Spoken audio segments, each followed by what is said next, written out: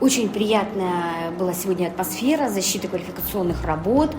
Темы были очень интересные, очень актуальные, надо отметить, да, для системы правоохраны. И имели прикладной характер некоторые темы, да, некоторые темы более теоретические. Некоторые выводы даже заслуживают внимания, на законодательном уровне предложения прозвучали.